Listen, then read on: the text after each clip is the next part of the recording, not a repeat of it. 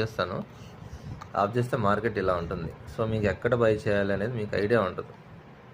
Green ఉంది, red ఉంది, అసలు మార్కెట్ అంటే ఎక్కడ బై చేయాలనేది చాలామందికి తెలియదు. కాబట్టి వాళ్ళ కోసం నేను 3 years నుంచి నా స్టాక్ మార్కెట్ నేర్చుకొని నా ఓన్గా నేను ఇండికేటర్ తయారు చేసుకున్నాను. సో అది ఆన్ చేసుకుంటే చూడండి మొత్తం గ్రీన్లోనే ఉంది మన ఇండికేటర్. మ్యాక్సిమం ఏమవుతుందంటే సో ట్రెండింగ్ మార్కెట్లో మొత్తం గ్రీన్ క్యాండిల్సే వస్తాయి మనకి నా ఇండికేటర్ ప్రకారం.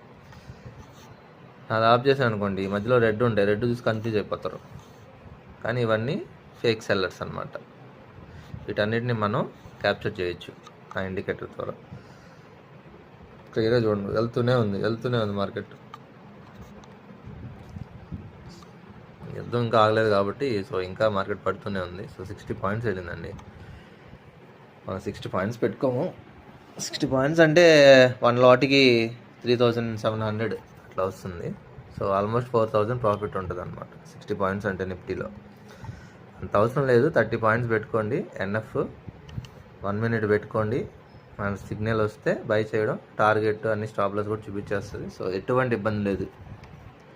డిసిప్లైన్ రూల్స్ అనేది కంపల్సరీ మెయింటైన్ చేయాలి. మనం స్టాప్ లాస్ పెట్టినప్పుడు స్టాప్ లాస్ దగ్గర ఖచ్చితంగా ఎగ్జిట్ అవ్వాలి. అండి ఇందాక మార్నింగ్ ఆల్రెడీ లైవ్ పెట్టాను, పిఈ సైడ్ ఉందని. ఇప్పుడు మనకి సిఈ సైడ్ ఆపోజిట్ వచ్చింది, అది కూడా మీకు చూపిస్తాను. ఓకే, సో చూడండి సిఈ 1 minute పెట్టున్నాను. ఆల్రెడీ మార్నింగ్ అంతా పడింది. ఇప్పుడు చూడండి బై సిగ్నల్ వచ్చింది కదా, చూడండి ఇక్కడ బై సిగ్నల్ వచ్చింది 10:13కి. Entry point 210, stop loss 204.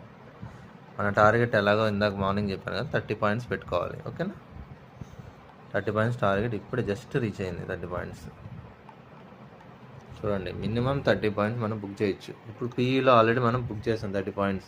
ఇప్పుడు సిఈలో మళ్ళీ 30 points అంటే 60 points టోటల్ బుక్ చేసాం. ఇప్పుడు 60 pointsకి మనకి ఎంత వచ్చింది క్యాలిక్యులేటర్ చేస్తే 65.